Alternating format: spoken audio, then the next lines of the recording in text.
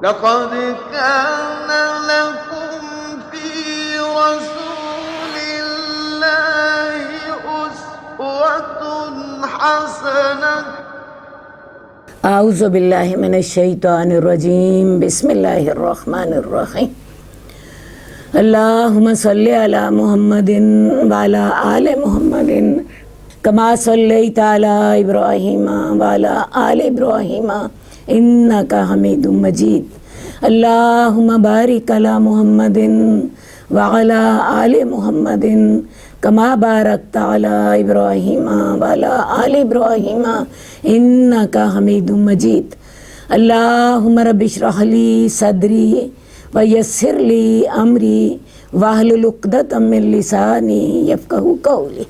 عزیز ناظرین السلام علیکم۔ اللہ کرے آپ خیر و عافیت سے ہوں اور اللہ تعالیٰ نے آپ کو نیکیوں کی اور اعمال صالح کی توفیق بھی دے رکھی ہو۔ نوافل کا گھر میں ادا کرنا مستحب ہے، چاہے وہ سنن راتبہ ہوں یا غیر راتبہ، اور نفلوں کے لیے فرض جگہ کو بدلنے اور ان کے درمیان گفتگو سے فصل کرنے کا حکم۔ حضرت زید بن ثابت سے روایت ہے، رسول اللہ صلی اللہ علیہ وسلم نے فرمایا اپنے گھروں میں نماز پڑھا کرو، اس لیے کہ مرد کی نماز افضل وہ ہوتی ہے جو وہ اپنے گھر میں پڑھے سوائے فرض نماز کے۔ تو لہٰذا مردوں کو حکم دیا گیا کہ وہ فرض نماز تو مسجد میں پڑھیں، لیکن جو سنتیں ہیں اور جو نوافل ہیں وہ اپنے گھر میں پڑھیں۔ ایک اور حدیث میں جو کہ حضرت عبداللہ بن عمر سے مروی ہے، رسول اللہ صلی اللہ علیہ وسلم نے حکم دیا کہ اپنے نمازوں میں سے کچھ حصہ اپنے گھروں کے لیے رکھو اور انہیں قبرستان نہ بناؤ۔ یہ حصہ سنتیں اور نوافل کا ہوگا۔ جن گھروں میں یہ نماز کا اہتمام نہیں ہوتا تو وہ قبرستان کی طرح ہوتے ہیں۔ جس طرح قبریں عمل اور عبادت سے خالی ہوتی ہیں، ایسے گھر بھی عمل اور عبادت سے محروم ہو جاتے ہیں، اور یہ کوئی تھوڑی محرومی نہیں ہے، یہ بہت بڑی محرومی ہے۔ ہمارا اگلا باب ہے وتر کی ترغیب اور اس بات کا بیان کہ وہ سنت موقدہ ہے اور اس کا وقت۔ حدیث نمبر 1133، حضرت علی رضی اللہ تعالیٰ عنہ بیان فرماتے ہیں کہ نماز وتر فرض نماز کی طرح لازمی نہیں ہے، لیکن رسول اللہ صلی اللہ علیہ وسلم نے اسے مقرر فرمایا ہے۔ آپ نے فرمایا اللہ تعالیٰ وتر ہے، وتر کو پسند فرماتا ہے، تو اے اہل قرآن تم وتر پڑھا کرو۔ تو ہمارے اوپر 5 نمازیں فرض ہیں، اور ان 5 نمازوں کی جو رکعات ہیں وہ بھی میں آپ کو بتا دیتی ہوں۔ فجر کی نماز میں ہمارے پر 2 رکعتیں فرض ہیں، ظہر کی نماز میں 4 فرض ہیں، عصر کی نماز میں بھی 4 فرض ہیں، مغرب کی نماز میں 3 فرض ہیں، اور عشاء کی نماز میں 4 فرض ہیں۔ یہ سارے مل کر 17 رکعتیں بنتی ہیں۔ تو یہ ہمارے اوپر فرض ہیں۔ اس کے علاوہ وتر بھی ہمیں پڑھنا چاہیے۔ حضرت علی یہی بتا رہے ہیں کہ نماز وتر فرض نماز کی طرح لازمی نہیں ہے، لیکن رسول اللہ صلی اللہ علیہ وسلم نے اسے مقرر کیا ہے، یعنی یہ سنت ہے۔ تو وتر کا اور فرض آپس میں ایک طریقے سے ملتے ہیں اور ایک طریقے سے نہیں ملتے۔ جس طریقے سے وہ ملتے ہیں وہ یہ ہے کہ رسول اللہ صلی اللہ علیہ وآلہ وسلم نے وتر کی قضا ادا کی ہے، اس حساب سے یہ فرضوں سے ملتے ہیں، جبکہ سنتوں کی اور نوافل کی قضا نہیں ہے۔ لیکن ایک طریقے سے یہ سنتوں اور نوافل سے ملتے ہیں، وہ اس طرح کہ فرض نماز رسول اللہ صلی اللہ علیہ وآلہ وسلم نے عذر کے بغیر بیٹھ کر نہیں پڑھی۔ فرض نماز کھڑے ہو کر ہی پڑھنی ہے۔ فرض نماز کے لیے رسول اللہ صلی اللہ علیہ وسلم کا طریقہ یہ تھا کہ آپ اپنی سواری سے اترتے اور نماز باجماعت پڑھاتے، لیکن جو نوافل ہیں وہ رسول اللہ صلی اللہ علیہ وسلم اپنی سواری پر بھی پڑھ لیتے۔ سواری چل رہی ہوتی اور رسول اللہ صلی اللہ علیہ وسلم سنتیں اور نوافل اس پر بیٹھ کر ادا فرما لیتے۔ وطر رسول اللہ صلی اللہ علیہ وآلہ وسلم نے فرضوں کی طرح اس کی یہ پابندی نہیں کی کہ وہ ضرور کھڑے ہو کر اور سواری سے اتر کر پڑے جائیں، بلکہ وہ رسول اللہ صلی اللہ علیہ وآلہ وسلم نے سواری پر بھی ادا کی ہیں۔ تو اس لحاظ سے وطر سنتوں کے ساتھ مل جاتے ہیں، سنتوں اور نوافل کے ساتھ، کہ آپ نے سنتیں اور نوافل سواری پر بیٹھ کر ادا کر لی، اشارے سے رکوع و سجود کر لیا، وطر بھی آپ نے اسی طرح ادا کر لیا۔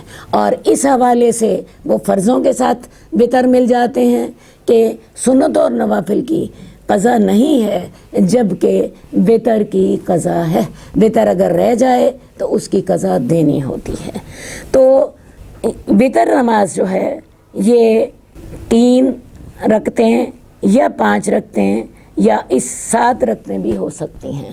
وطر نماز اصل میں 1 رکعت ہوتی ہے، اور جیسا کہ اس حدیث میں بتایا گیا ہے کہ اللہ تعالیٰ خود بھی طاق ہے، خود بھی اکیلا ہے، تو اللہ تعالیٰ نے یہ وطر نماز 1 رکھی ہے۔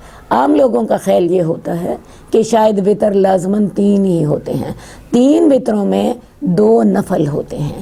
اسی طرح رسول اللہ صلی اللہ علیہ وسلم نے 5 وطر بھی ادا فرمائے ہیں، آپ نے 7 وطر بھی ادا فرمائے ہیں۔ تو ان میں سے 5 وطروں میں 4 نفل تھے، 7 وطروں میں 6 نفل تھے، اور 3 وطروں میں 2 نفل تھے۔ اگر کوئی شخص جو ہے اسے جلدی ہو، حدیث میں آتا ہے کہ اگر کوئی شخص نماز پڑھ رہا ہو اور فجر کا وقت ہو جائے تو وہ جلدی سے 1 وطر پڑھ کے اپنی نماز مکمل کر لے۔ تو لہٰذا وطر ہوتا ہی 1 ہے، باقی اس کے ساتھ آپ چاہیں تو 3 اس کو بنا لیں، چاہیں تو 5 بنا لیں، چاہیں تو 6 بنا لیں۔ وطر کا پڑھنے کا جو طریقہ ہے وہ ہم اگلی حدیث میں دیکھتے ہیں۔ حدیث نمبر 1134، حضرت عائشہ رضی اللہ تعالیٰ عنہ فرماتی ہیں کہ رسول اللہ صلی اللہ علیہ وسلم نے رات کے ہر حصے میں نماز وطر پڑھی ہے، رات کی ابتدا میں بھی، اس کے درمیان میں بھی، اور اس کے آخر میں بھی، اور آخر کو آپ کی نماز وطر سحر تک پہنچ گئی۔ یعنی وطر کا وقت عشاء کے بعد سے لے کے صبح فجر سے پہلے تک۔ آپ چاہیں تو اس کو عشاء کے بعد پڑھ لیں۔ رسول اللہ صلی اللہ علیہ وسلم نے حضرت ابو ہریرہ کو اجازت دی تھی کہ تم وطر عشاء کی نماز کے بعد پڑھ سکتے ہو۔ جس شخص کو پچھلی رات اٹھنے کا یقین ہے وہ اس کو رات کے سب سے آخری حصے میں پڑھے، باقی رسول اللہ صلی اللہ علیہ وسلم نے اس کو رات کے درمیان میں بھی پڑھا ہے۔ تو جو انسان کو آسانی ہے جس وقت کی اس وقت وطر ادا کر لے، چاہے تو عشاء کی نماز کے بعد ادا کر لے، چاہے تو درمیانی رات میں ادا کر لے، چاہے تو پچھلی رات میں ادا کر لے۔ اب بہت سے لوگوں کا خیال یہ ہے کہ وطر ادا کرنے کے بعد نفل نماز پڑھنی جائز نہیں، کیونکہ رسول اللہ صلی اللہ علیہ وآلہ وسلم نے وطر کو سب سے آخری نماز بنانے کا حکم دیا ہے، لیکن یہ استحباب ہے، یہ لازم نہیں ہے، کیونکہ خود رسول اللہ صلی اللہ علیہ وآلہ وسلم سے وطر کے بعد 2 نفل بیٹھ کر پڑھنے کا ثبوت صحیح احادیث میں موجود ہے۔ یعنی بہتر یہ ہے کہ آپ کی جو رات کی نماز ہے اس کو آپ وطر کے ساتھ ختم کریں، لیکن اگر آپ نے وطر پڑھ لیے اور اس کے بعد آپ کو اندازہ ہوا کہ ابھی وقت موجود ہے تو آپ رسول اللہ صلی اللہ علیہ وسلم سے خود وطر کے بعد 2 نفل پڑھنے ثابت ہیں۔ تو لہٰذا یہ جو حکم ہے کہ وطر کو اپنی نماز کا آخری حصہ بناؤ تو یہ مستحب ہے، لازمی نہیں ہے، کیونکہ اگر یہ لازمی ہوتا تو رسول اللہ صلی اللہ علیہ وآلہ وسلم اس کے بعد 2 نفل نہ پڑھتے۔ دوسری بات میں نے یہ آپ کو بتانی ہے کہ وطر پڑھنے کا طریقہ کیا ہوگا۔ وطر پڑھنے کا طریقہ یہ ہے کہ آپ نے اللہ اکبر کر دیا اور اس میں آخری رکعت میں آپ نے تشہد میں بیٹھنا ہے اور سلام پھیر دینا ہے۔ فرض کیا آپ 3 وطر پڑھ رہے ہیں تو 3 وطروں میں آپ نے 2 رکعتوں کے بعد تشہد نہیں بیٹھنا، بلکہ تیسری رکعت میں ہی تشہد بیٹھنا ہے اور پوری تشہد پڑھ کے آپ نے سلام پھیر دینا ہے۔ اسی طرح 5 رکعتیں اگر آپ وطر پڑھ رہے ہیں، آپ نے دوسری رکعت میں تشہد نہیں بیٹھنا، چوتھی رکعت میں تشہد نہیں بیٹھنا، بلکہ صرف 5ویں رکعت میں آپ نے تشہد بیٹھنا ہے۔ اسی طرح 7 وطر پڑھ رہے ہیں، دوسری رکعت میں تشہد نہیں بیٹھنا، چوتھی رکعت میں تشہد نہیں بیٹھنا، چھٹی رکعت میں تشہد نہیں بیٹھنا، بلکہ 7ویں رکعت میں ہی تشہد بیٹھنا ہے اور دعا کر کے آخر میں تو آپ نے سلام پھیر دینا ہے۔ تو یہ طریقہ ہے وطر پڑھنے کا۔ باقی وطر کے میں نے آپ کو رکعتیں بھی بتا دیں، میں نے آپ کو یہ بھی بتا دیا کہ اس کے اوقات کیا ہیں۔ اگلا ہمارا باب ہے نماز چاشت کی فضیلت کا اور اس کی کم سے کم اور زیادہ سے زیادہ اور درمیانی تعداد کا بیان اور اس کو ہمیشہ پڑھنے کی ترغیب۔ حدیث نمبر 1140 حضرت ابو ہریرہ بیان فرماتے ہیں کہ مجھے میرے خلیل یعنی رسول اللہ صلی اللہ علیہ وآلہ وسلم نے ہر مہینے 3 دن کے روزے رکھنے، چاشت کی 2 رکعتیں اور سونے سے پہلے وطر ادا کرنے کی وصیت فرمائی۔ حضرت ابو ہریرہ کتنے خوش قسمت ہیں کہ رسول اللہ صلی اللہ علیہ وسلم سے کہتے ہیں کہ میرے خلیل نے، خلیل کہتے ہیں بہت پکا دوست، تو فرماتے ہیں کہ میرے خلیل نے مجھے ہر مہینے 3 دن کے روزے، یہ 3 دن کے روزے کون سے ہیں؟ ایام 20 کے روزے یا کسی بھی مہینے میں کسی بھی تاریخ میں 3 روزے، ان کی مجھے وصیت فرمائی۔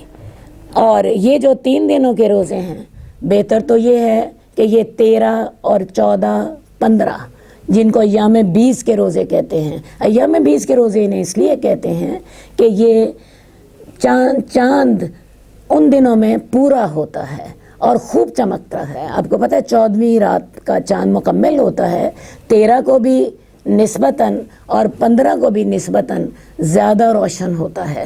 تو یہ 3 روزے ایام 20 کے روزے کہلاتے ہیں۔ لیکن اگر کوئی شخص ان کی پابندی نہ کر سکے تو وہ یہ کر سکتا ہے کہ مہینے میں صرف 3 روزے رکھے، وہ کوئی بھی تاریخ کے ہوں، وہ کوئی بھی دنوں کے ہوں، 3 روزے رکھ لے، انشاءاللہ تعالی اسے پورے مہینے کے روزوں کا ثواب ہوگا، کیونکہ حدیث میں آتا ہے کہ ہر روزے کا ثواب 10 روزے ہوگا، بلکہ حدیث میں نہیں، قرآن کی آیت ہے، من جاء بالحسنۃ فلہ عشر امثالھا، جو نیکی لے کر آئے گا تو اس کو اس کا بدلہ 10 نیکیوں جیسا ملے گا۔ تو جب آپ نے مہینے میں 3 روزے رکھے تو وہ پورے مہینے کے روزوں کا ہی اجر آپ کو مل جائے گا۔ تو رسول اللہ صلی اللہ علیہ وسلم نے مجھے ہر مہینے 3 روزے رکھنے کا حکم دیا اور چاشت کی 2 رکعتوں کا اور سونے سے پہلے وطر کا حکم دیا۔ اس حدیث میں سونے سے پہلے وطر ادا کرنے کی وصیت فرمائی، یہ ہم پچھلی حدیث میں دیکھ چکے ہیں۔ باقی رہ گئی چاشت کی 2 رکعتیں۔ رسول اللہ صلی اللہ علیہ وآلہ وسلم کا حکم ہے کہ انسان کو روزانہ 360 صدقے کرنے چاہیے، ہر اس دن جس میں سورج طلوع ہوتا ہے، کیونکہ انسان کے جوڑ 360 ہیں اور یہ 360 صدقے ہمیں اس لیے کرنے ہیں کہ ہم اللہ کا شکر ادا کر سکیں کہ اللہ تعالیٰ نے ہمیں دیکھنے، سننے، سمجھنے، چلنے، پھرنے، کھانے، کام کرنے اور ہر چیز کی توفیق عطا فرمائے۔ اگر اللہ تعالیٰ یہ ہمیں توفیق نہ دیتے، ہم بیمار ہو جاتے، ہم نہ چل پھر سکتے، نہ ہماری آنکھیں دکھنے آ جاتی، ہم دیکھ نہ سکتے، ہمارے کوئی اور بیماری آ جاتی، ہم کام کرنے کے قابل نہ رہتے۔ تو یہ اللہ تعالیٰ کا شکر ادا کرنا ہے کہ اللہ تعالیٰ نے ہمیں ایک دن میں ڈھیر سارے کام کرنے کی توفیق عطا فرمائی۔ یہ شکرانہ ہے ہر جوڑ کے بدلے میں 1 صدقہ۔ اور اس سلسلے میں رسول اللہ صلی اللہ علیہ وسلم کا فرمان ہے کہ الحمدللہ کہنا بھی صدقہ ہے، اللہ اکبر کہنا بھی صدقہ ہے، سبحان اللہ کہنا بھی صدقہ ہے، کسی کے ڈول کے پمپ میں پانی ڈالنے میں بھی صدقہ ہے، مسکرا کر مسلمان بہن بھائی سے ملنا صدقہ ہے، اپنی بیوی کے منہ میں لقمہ ڈالنا صدقہ ہے، اپنی بیوی کو پانی پلانا صدقہ ہے، کسی مصیبت زدہ کے کام آنا صدقہ ہے۔ جو بھی آپ نیکی کر رہے ہو اس کا اجر اللہ کے ہاں آپ کو ملتا ہے، لیکن آپ نے دن میں 360 صدقے کرنے ہوتے ہیں، اور اگر کوئی شخص چاش کی 2 رکعتیں پڑھ لے تو وہ ان 360 صدقوں کو کافی ہوتی ہیں۔ اگر کوئی شخص چاش کی 2 رکعتیں پڑھ لے تو وہ ان 360 صدقوں کے لیے کافی ہوتی ہیں۔ تو لہٰذا یہ حدیث بہت جامع ہے۔ اس حدیث میں 3 روزوں کا ذکر ہے، پورا مہینہ روزوں کا ثواب۔ اس حدیث میں 2 چاش کی رکعتوں کا ذکر ہے، دن کے 360 صدقوں کا ثواب۔ اور اس حدیث میں سونے سے پہلے وتر ادا کرنے کی اجازت دے دی گئی، کیونکہ حضرت ابو ہریرہ جوان آدمی تھے، یہ پچھلی رات کو نہیں اٹھتے تھے اپنے دن کی مصروفیات کی وجہ سے، تو رسول اللہ صلی اللہ علیہ وسلم نے تہجد کی بجائے ان کو یہ حکم دیا کہ وہ اپنا وتر عشاء کی نماز کے ساتھ ہی ادا کر لیں۔ حدیث نمبر 1143، حضرت ام ہانی فاختہ بنت ابی طالب بیان فرماتی ہیں کہ میں فتح مکہ والے سال رسول اللہ صلی اللہ علیہ وسلم کے خدمت میں گئی تو میں نے آپ کو غسل فرماتے ہوئے پایا۔ جب آپ غسل سے فارغ ہوئے تو آپ نے 8 رکعت ادا فرمائیں اور یہ چاش کا وقت تھا۔ اب یہ ہے کہ ہمارے باب کا عنوان ہے کہ نماز چاش کی فضیلت کیا ہے اور اس کی تعداد کیا ہوگی اور اس کا وقت کیا ہوگا۔ تو لہٰذا اس حدیث میں ذکر ہے کہ رسول اللہ صلی اللہ علیہ وسلم نے جب مکہ فتح کیا، یہ مکہ جو ہے یہ 8 ہجری میں فتح ہوا، تو رسول اللہ صلی اللہ علیہ وسلم نے اس دن غسل فرمایا اور 8 رکعت ادا کی چاش کے وقت میں۔ اس رات آپ تہجد ادا نہ کر سکے تھے، تو آپ نے اس کی جگہ پہ چاش کے وقت 8 رکعتیں ادا کی۔ اصل میں آپ کو ایک بات سمجھانا چاہتی ہوں کہ اللہ تعالیٰ نے 2 اوقات ایسے رکھے ہیں جس میں فرض نماز کافی وقفے کے لیے نہیں ہے، اور اس میں ہماری سہولت اللہ تعالیٰ نے رکھی ہے۔ عشاء کی نماز سے لے کے فجر تک کی نماز کا وقت لمبا ہے جس میں کوئی فرض نماز نہیں ہے، اسی طرح فجر کی نماز سے لے کے ظہر تک کی نماز کا وقت لمبا ہے جس میں کوئی فرض نماز نہیں ہے۔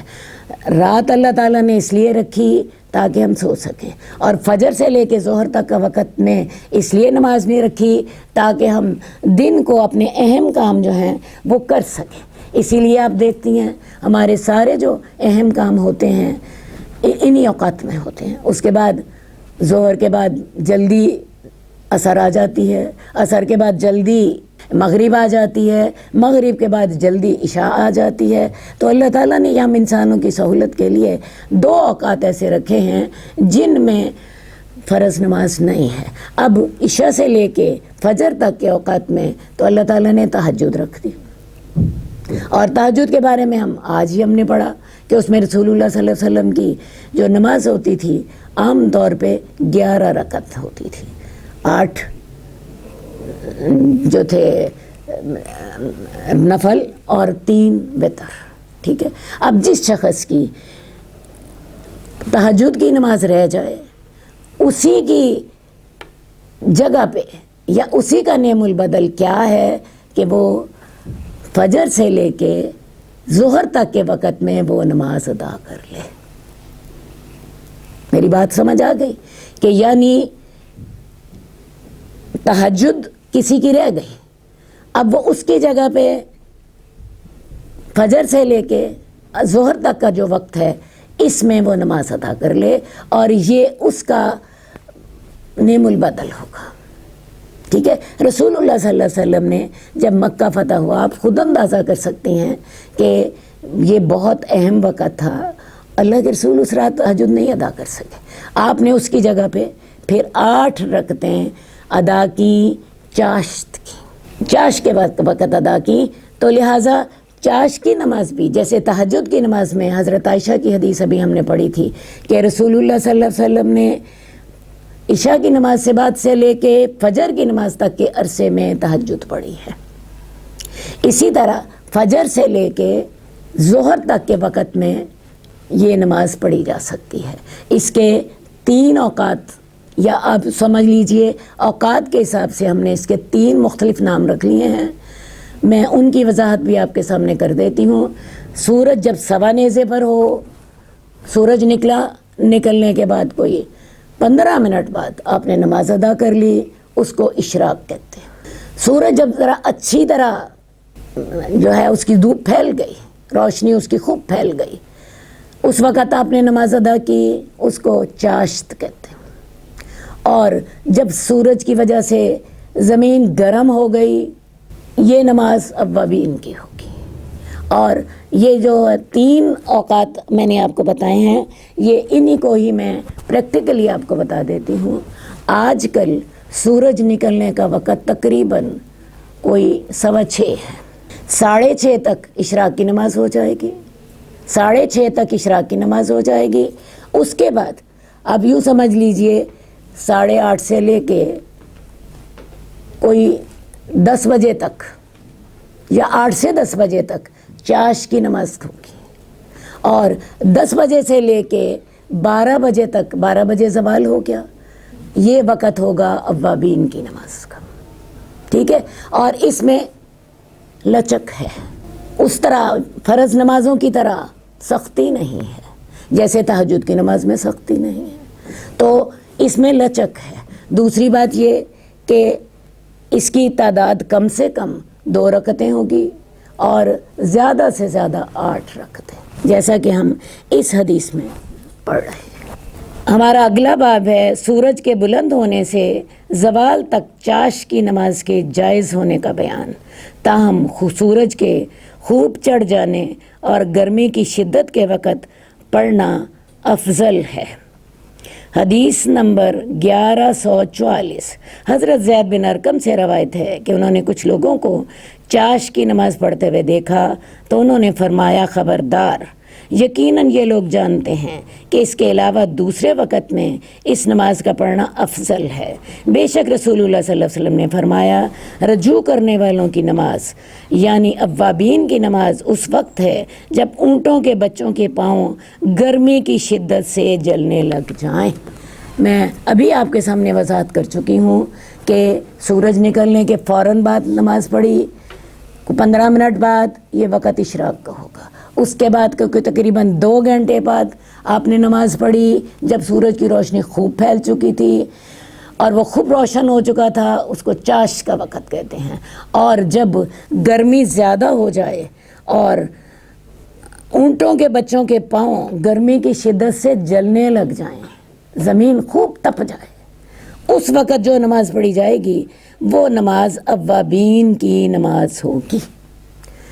اور چاش کی نماز سے اوابین کا وقت افضل ہے کیونکہ اس وقت زیادہ گرمی ہوتی ہے، تو اس وقت نماز پڑھے. عام طور پہ لوگوں کے اندر ایک خیال ہے کہ اوابین کی نماز مغرب کی نماز کے بعد ہوتی ہے اور 6 رکعتیں ہوتی ہیں. یہ اصل میں ایک ضعیف حدیث ہے جس کی وجہ سے لوگ اس نماز کا وقت مغرب کے بعد اور اس کی رکعتیں 6 بتاتے ہیں. لیکن صحیح بات یہ ہے کہ یہ حدیث جو آپ کے سامنے ہے یہ مسلم کی حدیث ہے. اس میں صلاۃ الاوابین کا وقت وہ بتایا گیا ہے جس وقت گرمی اتنی شدید ہو کہ اونٹوں کے بچوں کے پاؤں زمین گرم ہونے کی وجہ سے جلنے لگ پڑیں، وہ اپنا پاؤں زمین سے اٹھا لیں. ہمارا اگلا باب ہے تحیت المسجد کی ترغیب اور نفل پڑھنے سے پہلے مسجد میں بیٹھنے کی کراہت، چاہے کسی وقت بھی داخل ہو. نیز یہ 2 رکعت تحیت المسجد یا فرض نماز یا سنت راتبہ یا غیر راتبہ کی نیت سے پڑھے، سب صورتوں میں کراہت سے بچ جائے گا.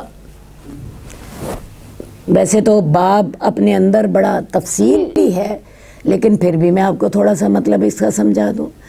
جب بھی انسان مسجد میں جا کے بیٹھنا چاہے تو یہ مسجد کا حق ہے کہ آپ وہاں پہلے 2 نفل نماز پڑھیں، اور اس کو کہتے ہیں تحیت المسجد.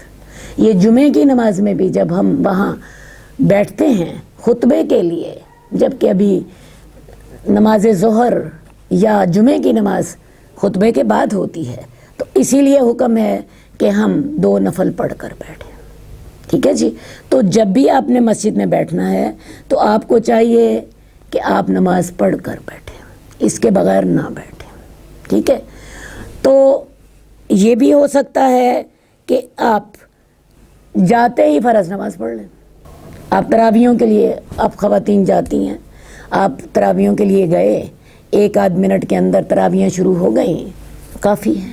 آپ نے کوئی فرض نماز پڑھ لی، کوئی نفل پڑھ لی، آپ نے سنن راتبہ پڑھ لی، آپ نے کوئی اس کے علاوہ نوافل پڑھ لیے۔ وہ جو تقاضا ہے کہ مسجد میں 2 نفل پڑھے بغیر نہ بیٹھیں، وہ تقاضا پورا ہو جائے گا۔ مرد حضرات عام طور پہ نماز باجماعت کے لیے جاتے ہیں۔ اب نماز باجماعت کے لیے جب وہ گئے اور وہاں جا کے انہیں کچھ دیر انتظار بھی کرنا پڑا، 2 منٹ 3 منٹ، ٹھیک ہے جی، تو اور ساتھ ہی انہوں نے فرض نماز شروع کر دی، یہ کافی ہے، یہ کافی ہے۔ یا خواتین کبھی گئیں وہاں پہ، مسجد میں کوئی پروگرام ہوا، کوئی جی جلسہ ہو رہا ہے مسجد میں، ہم نے وہاں بیٹھنا ہے اور ہم نے وہاں نماز نہیں پڑھی، اس وقت ہمیں 2 نوافل پڑھ لینے چاہیے۔ یہ ہے تحیۃ المسجد، اور یہ مسجد کا حق ہے، ٹھیک ہے جی۔ وہ شخص کوئی قضا نماز ادا کر لے، اس کی نیت کر لے۔ میری جی مغرب کی قضا رہ گئی تھی، جاتے ہی اس نے کیا کیا، مسجد میں بیٹھنے سے پہلے کوئی قضا نماز ادا کر لی، کوئی نوافل ادا کر لیے۔ یہ جو کراہت ہے کہ مسجد میں 2 نفل پڑھے بغیر، نماز پڑھے بغیر وہ نہ بیٹھے، یہ کراہت ختم ہو جائے گی۔ اب ہم حدیث دیکھ لیتے ہیں۔ حدیث نمبر 1145، حضرت ابو قتادہ سے روایت ہے، رسول اللہ صلی اللہ علیہ وسلم نے فرمایا، جب تم میں سے کوئی شخص مسجد آئے تو 2 رکعت پڑھے بغیر نہ بیٹھے۔ حکم پتہ لگ گیا، اور میرا خیال ہے ہم نے جس کا جو تھا ہیڈنگ تھا اس میں بھی یہ چیز ہم نے دیکھ لی، ٹھیک ہے جی۔ اب یہ جو تحیۃ المسجد ہے، جمعے کی نماز کے لیے تو میں نے آپ کو بتایا، اس میں بھی ہم تحیۃ المسجد ہی پڑھتے ہیں، اور یہ واجب ہے۔ رسول اللہ صلی اللہ علیہ وآلہ وسلم نے عین خطبے کے دوران حضرت عثمان رضی اللہ تعالیٰ عنہ سے پوچھا تھا کہ کیا تحیۃ المسجد پڑھنی؟ حضرت عثمان نے وہ نہیں پڑھی تھی، تو رسول اللہ صلی اللہ علیہ وسلم نے فرمایا کہ تحیۃ المسجد پڑھ لو، اس سے ان کی اہمیت کا اندازہ ہوتا ہے۔ وضو کے بعد 2 رکعت پڑھنے کے مستحب ہونے کا بیان۔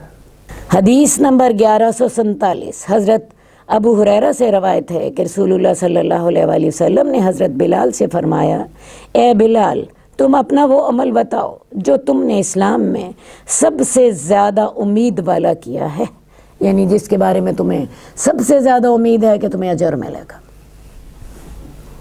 اس لیے کہ میں نے جنت میں اپنے آگے تمہارے جوتوں کی آواز سنی ہے۔ تو انہوں نے جواب دیا، میں نے کوئی عمل اپنے نزدیک اس سے زیادہ امید والا نہیں دیکھا کہ میں نے رات یا دن کی جس گھڑی میں بھی وضو کیا تو اس کے ساتھ جتنی نماز میرے مقدر میں تھی میں نے ضرور پڑھی۔ یہاں پر جو الفاظ آئے ہیں وہ ہیں کہ میں نے رات یا دن کی جس گھڑی میں بھی وضو کیا۔ وضو کے لیے یہاں پہ لفظ الطہور کے ہیں۔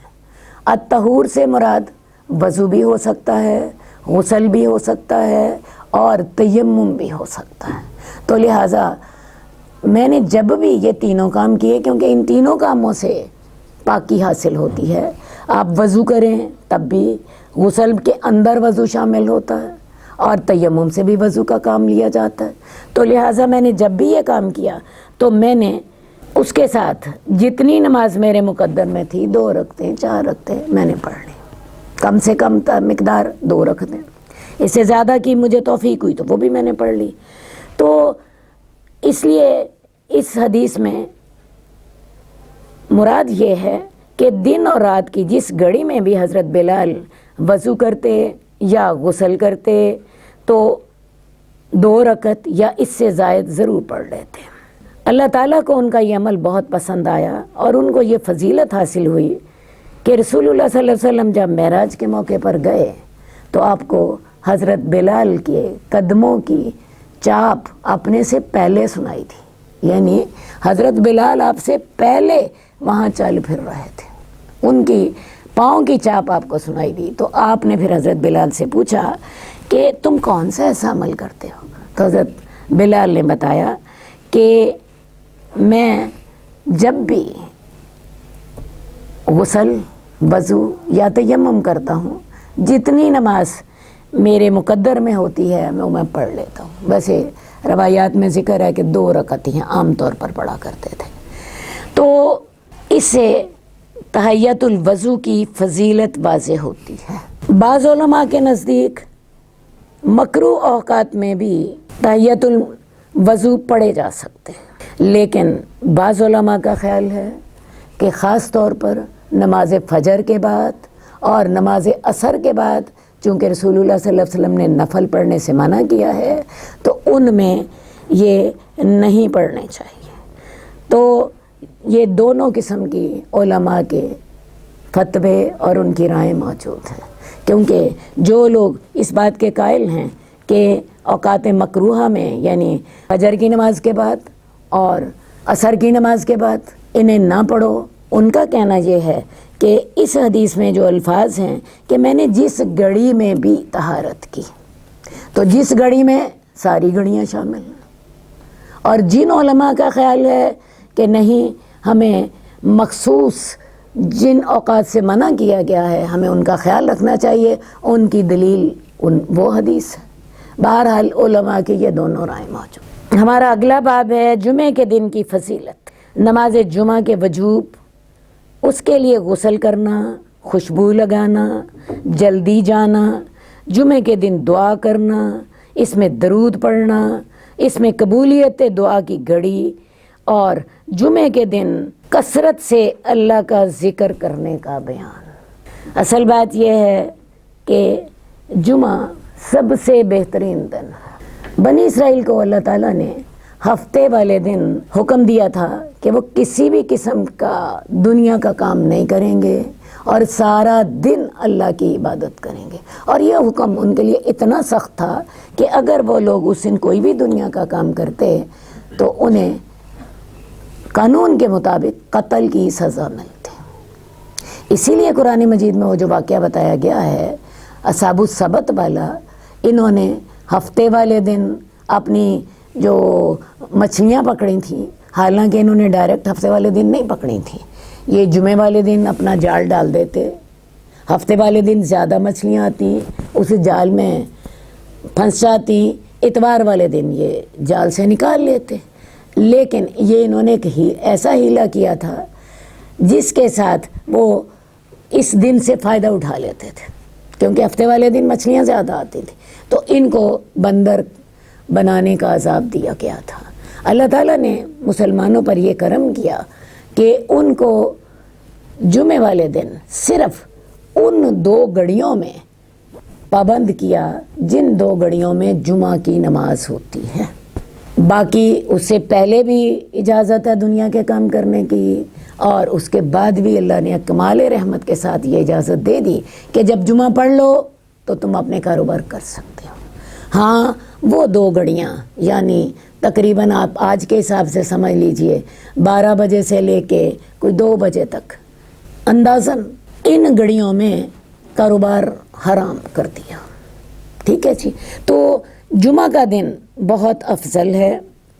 اس دن نماز جمعہ فرض ہے. اس دن غسل کرنا چاہیے، خوشبو لگانی چاہیے، جمعے میں جلدی جانا چاہیے، اور جمعے کے دن دعا کرنی چاہیے. اس دن رسول اللہ صلی اللہ علیہ وسلم پر درود زیادہ پڑھنا چاہیے. تو ان ساری باتوں کی تفصیل اس باب میں بیان کی گئی ہے. حدیث نمبر 1151 حضرت ابو ہریرہ اور حضرت عبداللہ بن عمر سے روایت ہے کہ انہوں نے رسول اللہ صلی اللہ علیہ وآلہ وسلم کو اپنے ممبر کے تختوں پر یہ فرماتے ہوئے سنا کہ لوگ جمعہ چھوڑنے سے باز آ جائیں، ورنہ اللہ تعالیٰ ان کے دلوں پر لازماً مہر لگا دے گا اور وہ غافل لوگوں میں سے ہو جائیں گے۔ تو اس حدیث سے آپ کو کیا پتہ چلا؟ جمعہ پڑھنا فرض ہے۔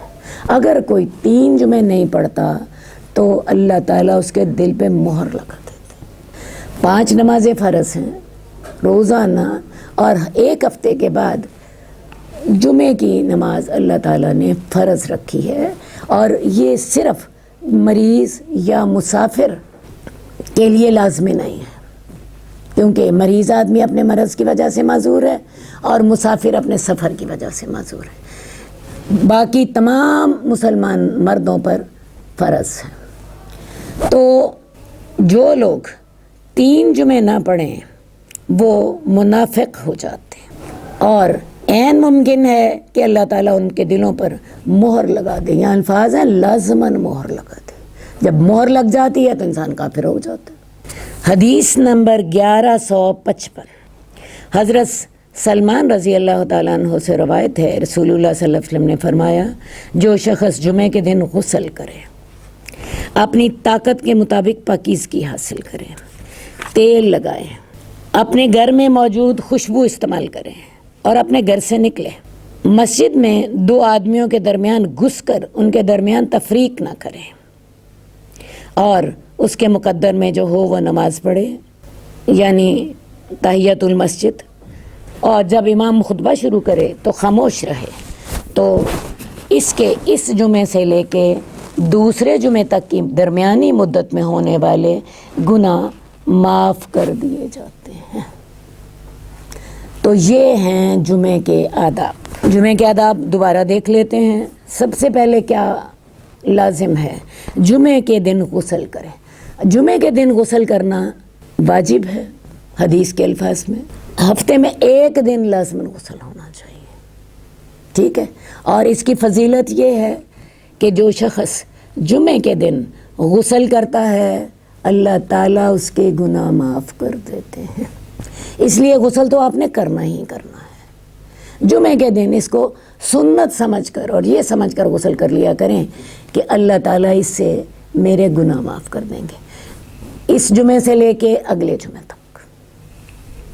اس کے علاوہ جو شخص جمعے کے دن غسل کرتا ہے، تیل لگائے، اپنے گھر میں موجود خوشبو استعمال کرے، مردوں کے لیے، خواتین کے لیے آپ کو پتہ ہے گھر سے باہر نکلتے وقت خوشبو استعمال کرنا حرام ہے۔ پھر وہ گھر سے نکلے اور مسجد میں جہاں جگہ ملے وہاں بیٹھ جائے، 2 آدمیوں کے درمیان گھس نہ جائے اور لوگوں کو تکلیف نہ دے۔ تحیۃ المسجد پڑھے جتنی اس کو ملتی ہے، اور جب خطبہ شروع ہو جائے تو خاموشی سے خطبہ سنیں پوری توجہ کے ساتھ، یہاں تک کہ اگر اسے کسی کو خاموش بھی کروانا ہے، حدیث میں آتا ہے کسی نے کسی کو کہا خاموش ہو جاؤ تو اس نے لغو کام کیا۔ کسی کو خاموش بھی کرانا ہے تو اس کے لیے بھی منہ سے آواز نہیں نکالنی، کوئی اشارہ کر دیں، کوئی اس کو یوں ہلا دیں یوں کر کے۔ تو اور یہ بھی جمعے کے اندر خاموشی کے لیے ہوگا، کیونکہ جب تک خاموشی کا ماحول نہیں ہوتا بات سمجھ ہی نہیں آتی، شور ہونے لگ جائے گا، بات نہیں سمجھ آئے گی۔ تو یہ نیک کام بھی آپ نے کرنا ہے تو خاموشی کے ساتھ ہی کرنا ہے۔ اس کے علاوہ جمعے کی نماز کے دوران موبائل سے کھیلنا، بعض لوگ کرتے کیا ہے، جمعے کے خطبے کے دوران تسبیحات پڑھنا شروع کر دیتے ہیں، کوئی وظیفہ شروع کر دیتے ہیں، حالانکہ جب آپ وظیفہ پڑھیں گے آپ کی توجہ خطبے سے بٹ جائے گی۔ تو خطبے کو پوری توجہ سے سنیں، پورے اہتمام کے ساتھ، خاموشی کے ساتھ۔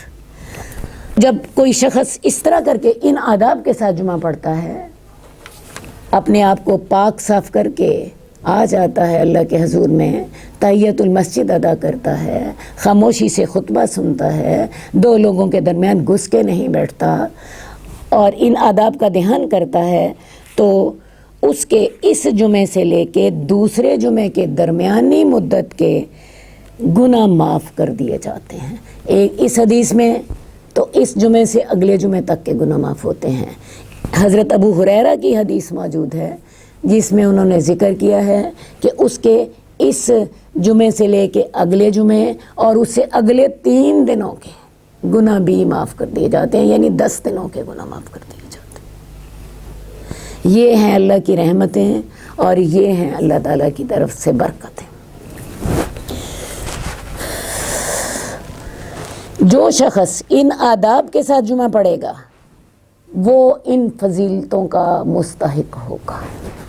حدیث نمبر 1156، حضرت ابو ہریرہ سے روایت ہے، رسول اللہ صلی اللہ علیہ وسلم نے فرمایا، جس شخص نے جمعے والے دن غسل جنابت کی مانند خوب اہتمام سے غسل کیا اور نماز جمعہ کے لیے گیا تو گویا کہ اس نے ایک اونٹ اللہ کی راہ میں قربان کیا، اور جو اس کے بعد والی گھڑی میں گیا تو اس نے گویا ایک گائے قربان کی، اور جو تیسری گھڑی میں گیا تو اس نے گویا سینگوں والا مینڈا قربان کیا، اور جو چوتھی گھڑی میں گیا اس نے گویا ایک مرغی کا صدقہ کیا اور اللہ کا قرب حاصل کیا، اور جو 5ویں گھڑی میں گیا تو اس نے گویا ایک انڈا اللہ کی راہ میں صدقہ کیا۔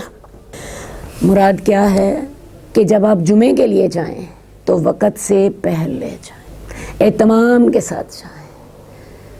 ہمارے ہاں کیا ہوتا ہے، جمعے کا وقت جو ہے اگر 12:30 ہیں تو لوگ 1:30 بجے آ رہے ہوتے ہیں، اور لوگوں کا خیال ہوتا ہے کہ ہم نے جمعے کی نماز پڑھ لی 2 فرض امام کے ساتھ تو شاید ہمارا جمعہ ادا ہو گیا۔ حالانکہ جمعے کا بنیادی مقصد کیا ہے کہ ایک ہفتے کے بعد لوگوں کو اللہ کے احکامات سنائے جائیں، ضروری مسائل بتائے جائیں ایام کے لحاظ سے، تو ان کو تذکیر ہو جائے، نصیحت ہو جائے، ان کے دلوں میں اللہ کا ڈر بیٹھ جائے، یہ اپنا ہفتہ اللہ کے احکامات کی روشنی میں گزاریں۔ تو اس مقصد کے لیے بہت اہتمام کرنا چاہیے۔ اس حدیث میں آپ کو بتایا گیا کہ انسان کو جمعے کے دن جلدی آنا چاہیے۔ جو شخص پہلی گھڑی میں آ گیا اس کو ایک اونٹ کی قربانی کا ثواب، جو دوسری گھڑی میں آیا اس کو گائے کی قربانی کا ثواب۔ یاد رکھیے اونٹ میں 10 حصے ہوتے ہیں قربانی کے، اور گائے میں 7 حصے ہوتے ہیں، اور جو اس کے بعد والی گھڑی میں آیا اس کو ایک سینگوں والے مینڈے کی قربانی کا ثواب، ٹھیک ہے، اور جو اس کے بعد والی گھڑی میں آیا تو اس نے گویا کہ ایک مرغی کا صدقہ کیا، اور جو اس کے بعد والی گھڑی میں 5ویں گھڑی میں آیا تو اس نے ایک انڈے کا صدقہ کیا، ٹھیک ہے جی۔ تو ہمیں کیا سمجھ آئی کہ جمعے والے دن کا خاص اہتمام ہونا چاہیے۔ ایک تو میں نے آپ کو پہلے آداب بتائے، وہ غسل کرے، وہ باقی خوشبو لگائے، وہ اہتمام کے ساتھ مسجد میں آئے، ٹھیک ہے۔ تو یہاں پر بتایا گیا کہ جلدی آنا چاہیے، اور وہ پہلی گھڑی میں آئے۔ اب جمعے کا وقت کیا ہے؟ جمعے کا وقت نماز ظہر ہی کا ہے۔ جمعے کے والے دن نماز ظہر کا وقت لیٹ نہیں ہو جاتا، یہ بات ذہن میں رہنی چاہیے۔ اگر جمعے کا وقت جو ہے 12:30 ہے تو جمعے والے دن بھی 12:30 ہی ہوگا۔ اس کا مطلب کیا ہے کہ اس سے کچھ دیر پہلے خطبہ ہو جائے، اور خطبے کو مختصر ہونا چاہیے۔ بیت اللہ کا خطبہ آج بھی آپ دیکھیں 20 منٹ سے زائد نہیں ہوتا، بات مختصر ہو، ٹو دی پوائنٹ ہو، ایسی ہو کہ جس کے ساتھ لوگوں کو فائدہ ہو، ادھر ادھر کے لمبے قصے اور ادھر ادھر کی لمبی باتیں نہ کی جائیں اس خطبے میں۔ اس کے علاوہ رسول اللہ صلی اللہ علیہ وسلم جو تھے ان کا خطبہ اپنا بھی مختصر ہوتا تھا، نماز لمبی پڑھی جائے، خطبہ مختصر ہو۔ اللہ تعالیٰ نے اسی وجہ سے، خطبے کی وجہ سے ہی اس دن ظہر کی نماز کے 2 فرض کم کر دیے۔ عام طور پہ ظہر کی نماز کے 4 فرض ہوتے ہیں، لیکن جب آپ جمعہ پڑھتے ہیں تو اس میں 2 فرض امام کے ساتھ پڑھنے ہوتے ہیں، ٹھیک ہے نا۔ تو وہ وقت بھی اللہ تعالیٰ نے خطبے کے لیے بچا دیا۔ تو سمجھ کے آئی کہ اگر 12:30 نماز کا وقت ہے، سردیوں میں آپ کو پتہ ہے ظہر کا نماز 12:30 ہو جاتا ہے، وقت ہو جاتا ہے، تو یہ خطبہ کس وقت شروع ہو جانا چاہیے؟ 12 بجے کے بعد شروع ہو جانا چاہیے۔ لیکن ہمارے ہاں چونکہ لوگ بہت لیٹ آتے ہیں اس وقت ہوتا کیا ہے، بعض اوقات ایک بندہ بھی موجود نہیں ہوتا مسجد میں، تو اس کو تھوڑا سا لیٹ کر دیا جاتا ہے. لیکن اگر آپ حرمین کو دیکھیں، وہاں پہ پورے وقت پر خطبہ شروع ہو جاتا ہے اور خطبہ بھی مختصر ہوتا ہے. اور اس میں انسان پہلے آ جائے، پہلے آ کے 2 رکعت نماز ادا کرے جو تحیۃ المسجد کے ہیں، اس کے بعد کچھ اللہ تعالیٰ کو یاد کرے، خواہ نوافل ادا کرے، خواہ ذکر کرے، خواہ تلاوت کلام پاک پڑھے، سورہ کہف پڑھ لے یا کچھ اور. بہرحال اس دن کا اہتمام ہونا چاہیے، اور اس دن کے لیے اگر وہ اہتمام کرتا ہے اور وقت سے پہلے آتا ہے تو اس کو اتنا زیادہ صدقے کا ثواب مل جاتا ہے. اس سے آپ کو ایک بات کا اور بھی پتہ چلا، صدقہ صرف مال سے نہیں ہوتا، صدقہ صرف مال سے نہیں ہوتا. صدقہ جو ہے وہ آپ کے جسم سے بھی ہوتا ہے، صدقہ آپ کے وقت سے بھی ہوتا ہے، صدقہ آپ کی توجہ سے بھی ہوتا ہے، آپ کی نیت سے بھی ہوتا ہے. ٹھیک ہے جی. اب اگلی بات جو ہے کہ جب امام خطبے کے لیے نکل آئے، یعنی ممبر پر کھڑا ہو جائے، تو فرشتے حاضر ہو جاتے ہیں اور ذکر سننے لگ جاتے ہیں. کیا مطلب کہ جب امام نے خطبہ جمعہ شروع کر دیا تو وہ رجسٹر جس میں وہ آنے والے لوگوں کے نام لکھ رہے ہوتے ہیں کہ فلاں شخص فلاں وقت آیا، فلاں شخص کو مینڈے کا ثواب ہوگا، فلاں شخص کو اونٹ کی قربانی کا ثواب ہوگا، فلاں کو انڈے کی قربانی کا ثواب ہوگا. وہ اپنا رجسٹر بند کر دیتے ہیں اور وہ بھی خطبہ سننے لگ جاتے ہیں.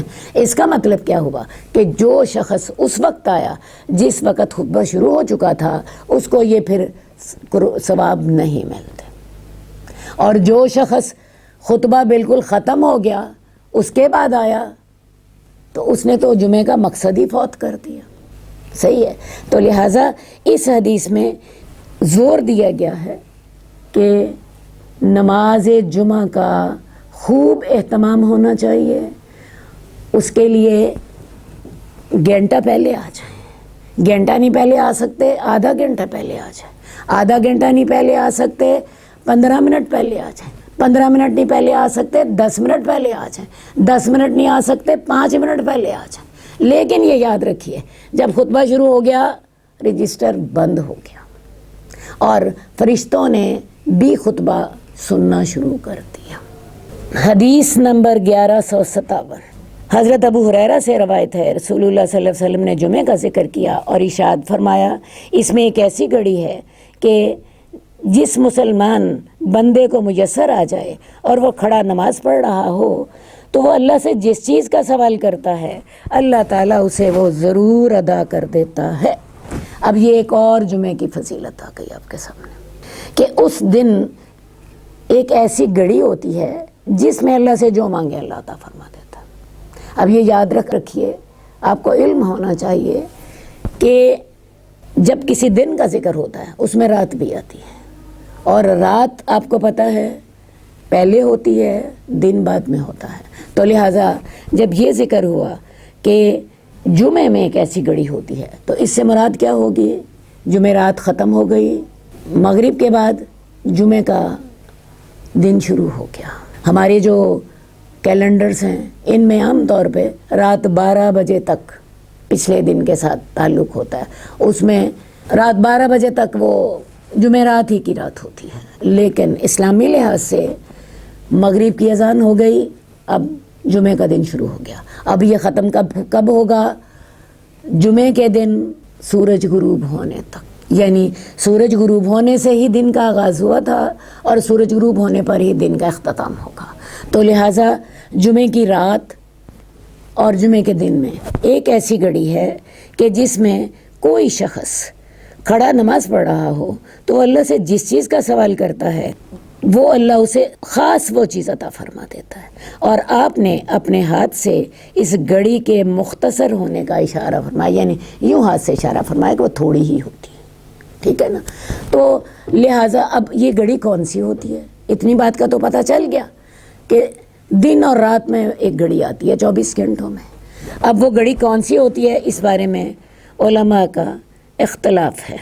بعض کا خیال یہ ہے کہ وہ گھڑی امام کے ممبر پر بیٹھنے سے نماز جمعہ کے ختم ہونے تک ہوتی ہے. جب امام خطبہ دینے کے لیے ممبر پر بیٹھتا ہے اس وقت سے لے کے نماز جمعہ کے ختم ہونے تک ہوتی ہے۔ اصل بات ہے امام جو ہے وہ جب خطبہ دیتا ہے تو وہ کھڑا ہو کے دیتا ہے، پہلا خطبہ جب ختم ہوتا ہے تو وہ بیٹھ جاتا ہے تھوڑی دیر کے لیے، آپ سمجھ لیجئے 1 آدھ منٹ کے لیے، اس کے بعد وہ دوسرا خطبہ دیتا ہے۔ اب وہ جو بیٹھتا ہے وہاں سے لے کے نماز ختم ہونے تک دوسرا خطبہ دیتا ہے، دوسرا خطبہ دیتا ہے، تو اس کے بعد پھر جماعت ہوتی ہے، جماعت کے بعد نماز ختم ہو جاتی ہے، جمعہ ختم ہو جاتا ہے۔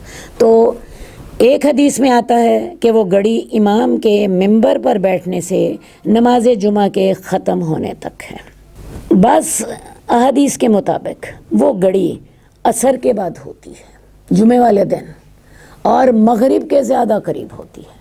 فرض کیا آج کل جیسے عصر 3:30 بجے ہو رہی ہے اور مغرب کی اذان 5:30 بجے ہو رہی ہے، ٹھیک ہے، تو وہ گھڑی عصر کے بعد ہوتی ہے لیکن مغرب سے قریب ہوتی ہے۔ کیا مطلب کہ 3:30 بجے سے لے کے 5:30 کے درمیان ہوتی ہے، اور اندازاً آپ سمجھ لیجئے وہ آخری اس کا جو وقت ہے، مثلاً یوں سمجھ لیجئے 4:30 سے 5:30 کے درمیان ہوگی، ٹھیک ہے۔ جنرلی آپ نے عصر کے بعد کہا، لیکن یہ بھی رسول اللہ صلی اللہ علیہ وسلم نے فرما دیا کہ مغرب کے زیادہ قریب ہوتی ہے۔ یہ ایک اور حدیث میں آتا ہے کہ جمعے کے دن ایک ایسی گھڑی ہوتی ہے جس میں کوئی بندہ قائم یصلی کھڑا ہو کے نماز پڑھ رہا ہوتا ہے، اور وہ اللہ سے جو دعا کرتا ہے اللہ اس کی قبول فرما لیتے ہیں۔ اب جو قائم یصلی کے الفاظ ہیں، یہ جو ممبر سے لے کے جمعہ تک کی نماز ہے، اس میں پھر یا تو انسان نماز کے اندر دعا کرے کیونکہ قائم یصلی وہ کھڑا نماز پڑھ رہا ہے، یا پھر اس علماء نے مطلب یہ لیا ہے کہ جمعے کی جو رات ہے اس میں وہ تہجد کے وقت کھڑا اللہ سے دعا کر رہا ہے، کیونکہ ایک حدیث میں قائم یصلی کے لفظ آتے ہیں کہ وہ کھڑا ہے اور نماز پڑھ رہا ہے، اس وقت وہ دعا کرتا ہے، ٹھیک ہے۔ تو یہ تینوں باتیں میں نے آپ کو کلیئر کر دی۔ تو یہ جمعے والے دن کی فضیلت ہے، جمعے والے دن عبادت کا خاص طور پر اہتمام کیا جائے اور دعا کا اہتمام کیا جائے۔ حدیث نمبر 1159 حضرت اوس سے روایت ہے، رسول اللہ صلی اللہ علیہ وسلم نے فرمایا تمہارے دنوں میں سب سے زیادہ فضیلت والا دن جمعے کا ہے، پس تم اس دن مجھ پر کثرت سے درود بھیجا کرو، اس لیے کہ تمہارا درود مجھ پر پیش کیا جاتا ہے۔ اب ایک اور جمعے والے دن کی عبادت، ایک تو جمعے والے دن کی عبادت کون سی ہے؟ جمعہ کی نماز، اور ایک اور جمعے والے دن کی عبادت کیا ہے کہ اس دن مجھ پر کثرت سے درود بھیجا کرو۔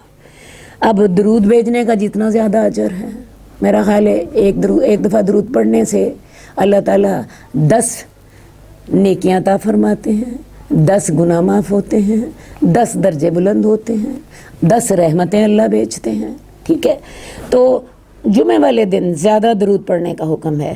اس دن درود رسول اللہ صلی اللہ علیہ وسلم کی خدمت میں پیش کیا جاتا ہے، جس سے یہ معلوم ہوا کہ آپ براہ راست کسی کا درود نہیں سنتے، یہ فرشتوں کے ذریعے آپ کو پہنچایا جاتا ہے۔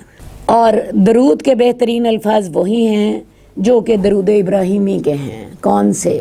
جو وہی درود جو ہم نماز میں پڑھتے ہیں، اللہم صلی علی محمد وعلی آل محمد کما صلیت علی ابراہیم وعلی آل ابراہیم انک حمید مجید، اللہم بارک علی محمد وعلی آل محمد کما بارکت علی ابراہیم وعلی آل ابراہیم انک حمید مجید۔ تو بہترین درود ابراہیمی ہے۔ تو جمعے والے دن رسول اللہ صلی اللہ علیہ وآلہ وسلم پر درود بھیجنے کا بھی خاص طور پر اہتمام کیا جائے۔ اب ایک اور بات کہ بعض لوگ جمعے کی مبارک دیتے ہیں، آج کل آپ نے موبائل پہ دیکھا ہوگا جمعہ کی مبارک دی جا رہی ہوتی ہے، یہ چیز سنت نہیں، ہمیں عمل وہی کرنا ہے جو سنت ہو۔ اس کے علاوہ ایک بات میں آپ کو اور بھی بتانا چاہتی ہوں، بعض نیکیاں بعض اوقات اور جگہوں کی وجہ سے زیادہ فضیلت والی ہو جاتی ہیں۔ درود پڑھنا بذات خود بہت بڑی نیکی، ٹھیک ہے جی، لیکن اگر اس کو جمعے والے دن رسول اللہ صلی اللہ علیہ وسلم کے حکم کے مطابق کیا جائے تو یہ زیادہ فضیلت والی ہو جائے گی۔ جیسے لیلۃ القدر میں آپ عبادت کریں اس کا ثواب 1000 مہینے سے بھی زیادہ. اسی طرح بعض جگہوں کے ساتھ کچھ نیکیاں بڑھ جاتی ہیں. مثال کے طور پہ آپ بیت اللہ میں نماز ادا کرتے ہیں 1,00,000 گنا ثواب ہوتا ہے. صحیح ہے. تو اس لیے بعض نیکیاں بعض اوقات کے ساتھ اور بعض جگہوں کے ساتھ ان کی فضیلت کئی گنا بڑھ جاتی ہے. تو لہٰذا درود کا جمعے والے دن اہتمام کرنا عام دنوں سے زیادہ اجر والا ہوگا. اللہم صلی علی محمد وعلی آل محمد کما صلیت علی ابراہیم وعلی آل ابراہیم انک حمید مجید. اللہم بارک علی محمد وعلی آل محمد کما بارکت علی ابراہیم وعلی آل ابراہیم انک حمید مجید. مولاي صل وسلم دائما أبدا على حبيبك خير الخلق كلهم. مولاي صل وسلم